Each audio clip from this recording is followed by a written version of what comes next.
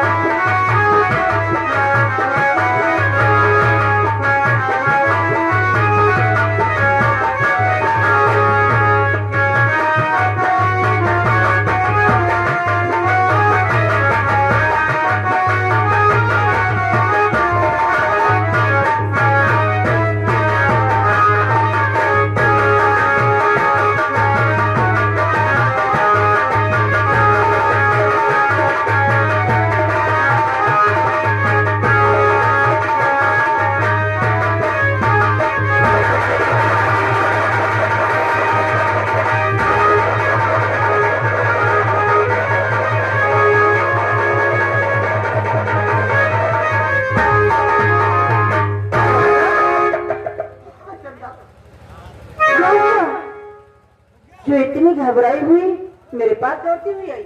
चंदा, तुम नहीं जानती हो कि आज मैं दौड़ती हुई आपके पास क्यों आई हूँ।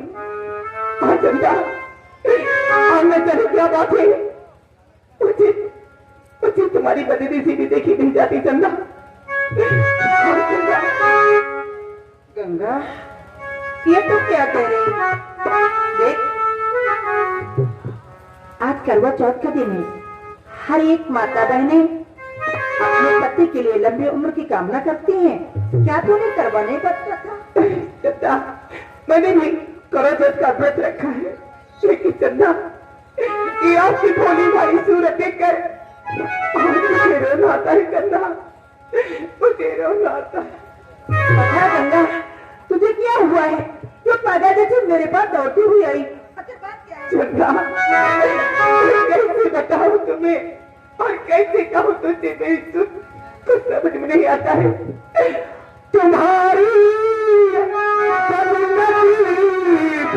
पे हमें रोना आता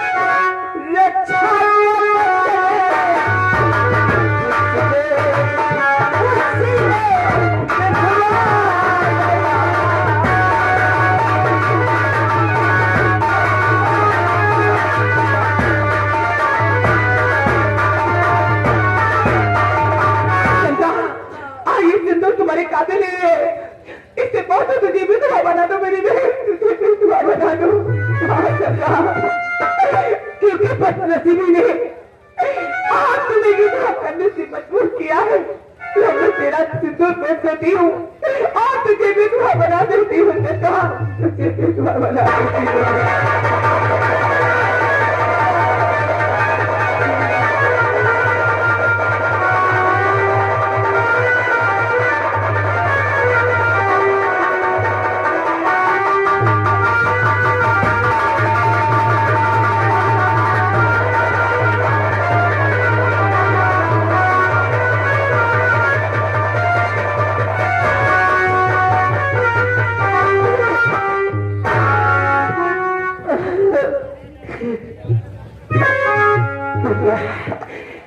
भैया तुमने क्या किया? क्या किया भैया?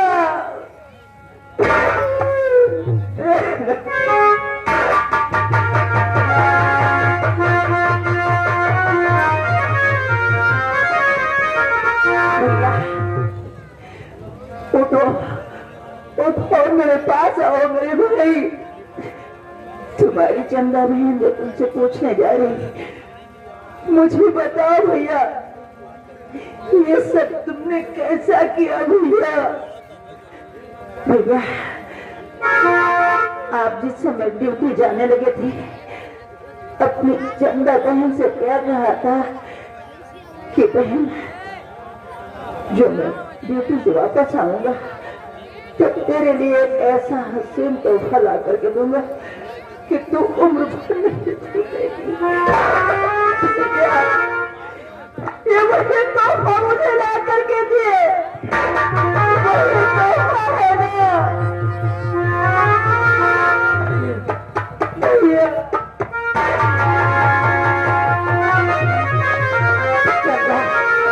मेरी बहन आज तुम्हारे भाई तुम्हारे पास कोई जवाब नहीं।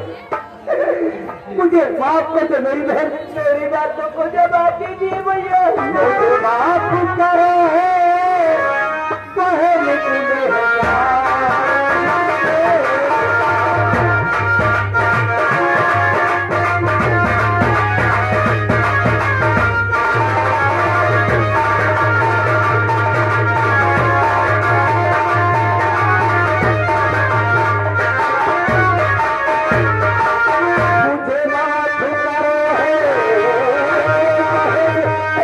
गुनहगारों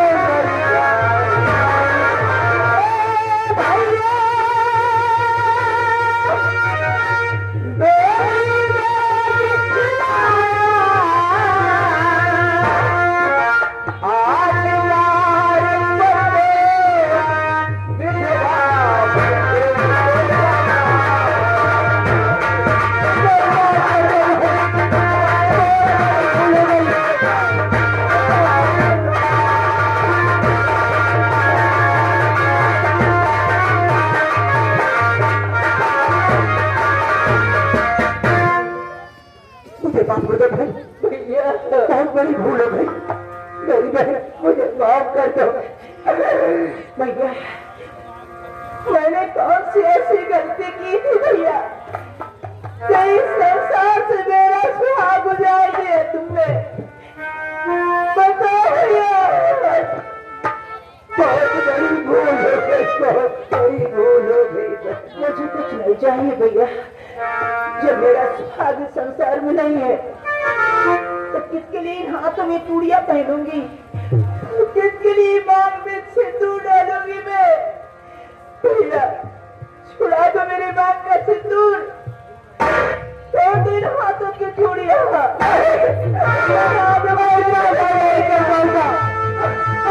करने से पहले मर जाओ।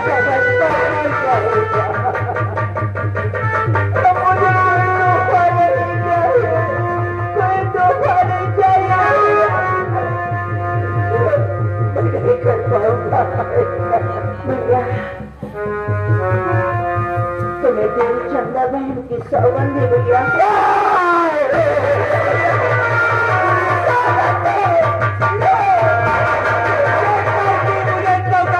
तूने बहन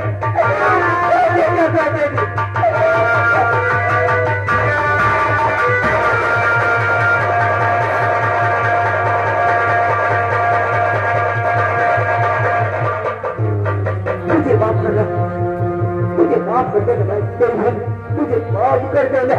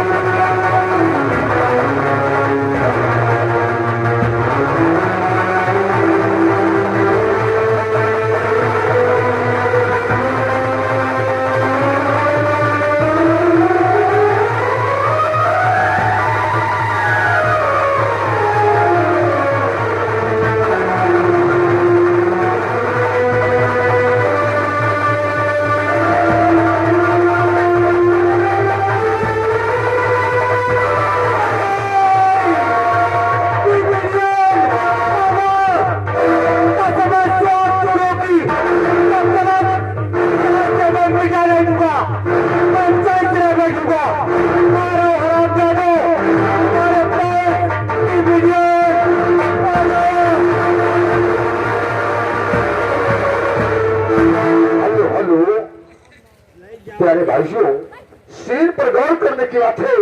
देखिए इसी सीन को लेकर के हमारे कहानी लेखक ने लिखा है कि फिल्म सुहाग चोरियों की कसम उर्फ पुलिस वाला।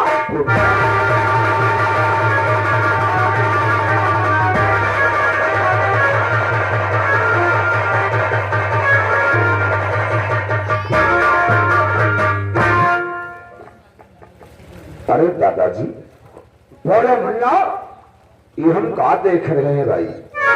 हाँ हाँ, यही तो मैं देखता हूँ कि एक लाश पड़ी हुई है और इस लाश के पास ये औरत बैठी विलाप कर रही है। मुन्ना, आखिर इसका मालूम करो, आखिर कौन है इसका जो लड़की इतना परेशान है। आइए हम इससे पहले जानकारी करते हैं कि कौन इसका।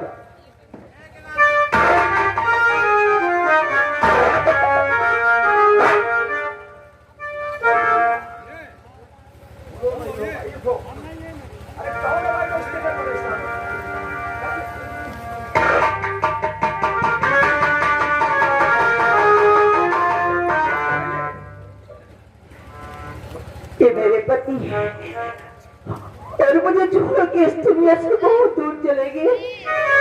मैं क्या करूंगी, किसका सहारा लेकर के जीऊंगी मैं।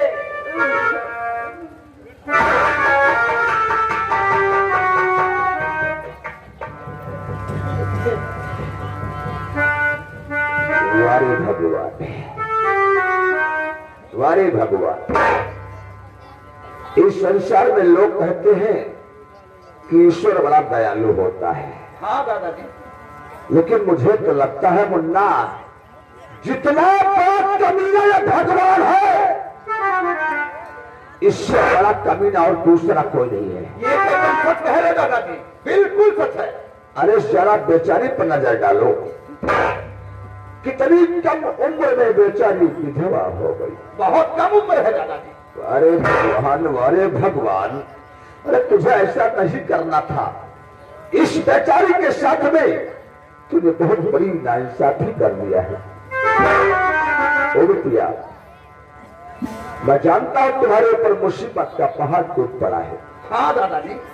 लेकिन क्या करूं, ये मृत्यु लोक है बिटिया। इस लोक में जो भी आया है उसे एक न एक दिन माया मोह छोड़ करके जाना पड़ता है। जरूर जाना होगा दादाजी। इसमें हम लोग कुछ कर नहीं सकते हैं। लेकिन मुन्ना, हाँ दादाजी, इस बेचारी का पति है और इसीलिए रो रही है। मैं जानता हूं कि जब तक इसकी नजरों के सामने इसके पति की लाश रहेगी, ये अपने पति को देख करके इसी तरह रोती बिलखती रहेगी। तो क्या होगा दादाजी? और एक दिन ऐसा आएगा, रोते रोते बेचारी बीमार हो जाएगी। और भैया, हम औरतों का रोना नहीं देख पाते हैं मुन्ना। एक काम करो, सबसे पहले ये लाश इस यहाँ से हटा दो। सच कह रहे दादाजी। हटाओ इस लाश को, हटाओ।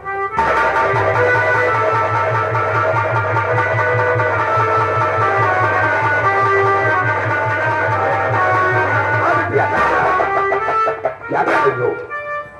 मैं जानता हूं कि तुम्हारा पति है, लेकिन क्या करूं, तुम्हारा पति मर गया है, विधवा हो गई हो, इसलिए रो रही हो, हम भी जानते हैं। लेकिन हो बिटिया, वो बच्चा मर गया, साले तो मर जाने दो। अभी तुम्हारा ये कहीं पति तो मरा है, अरे मर जाने दो साले। जरा नजर उठाकर देखो, तुम्हारे सामने तीन तीन पति हट्टा कट्टा खड़े हैं। अरे कहा मुन्ना, जिसे अपना पति बनाना चाहो उसे अपना पति बना सकते हो। आओ,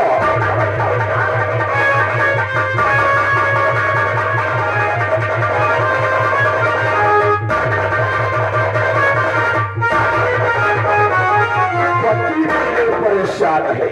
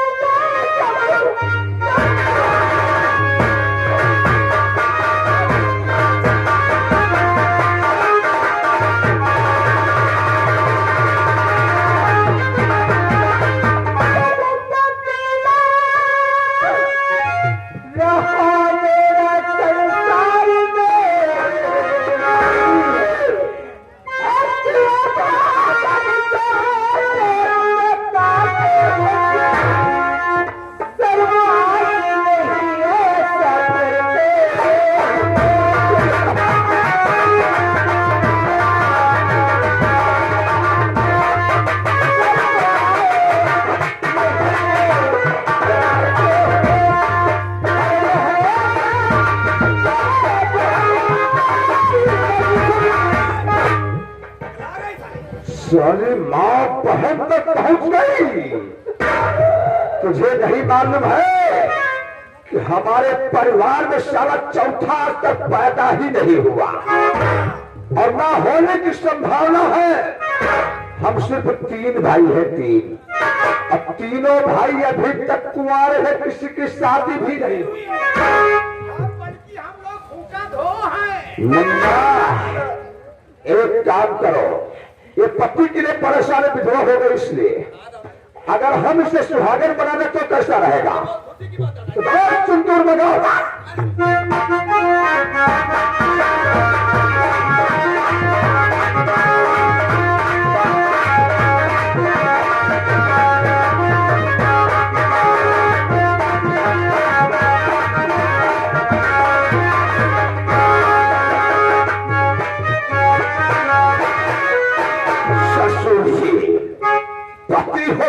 परेशान विधवा हो गई, इसलिए परेशान। दादाजी मुन्ना, हाँ तो सुहागन हो गई है। सुहागन हो गई ना? हाँ, क्यों नहीं? तो अब क्या होना चाहिए? क्या होना चाहिए? अरे होना क्या चाहिए? सुहागन बनाने के बाद फौरन सुहाग रात होना चाहिए। बनने से 15 के अंदर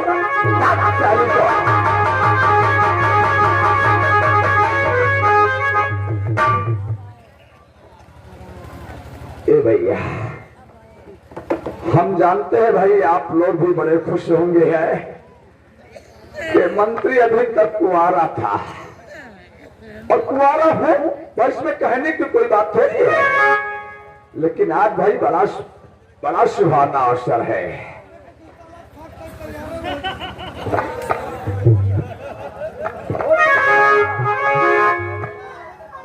अरे हम बिहार के मुख्यमंत्री है और सभी जानते हैं कि अभी तक कुंवारे हैं, लेकिन आज इतना अच्छा अवसर भैया है कि शादी ना होते हुए भी सुहाग रात का अवसर मिला है। खुशियां मनाओ, बैंड बाजे बजाओ, और जब सुबह मुलाकात करूंगा तो किसी से खाली हाथ में मुलाकात करूंगा। सबके लिए 1 किलो अच्छी वाली मिठाई लेकर आऊंगा।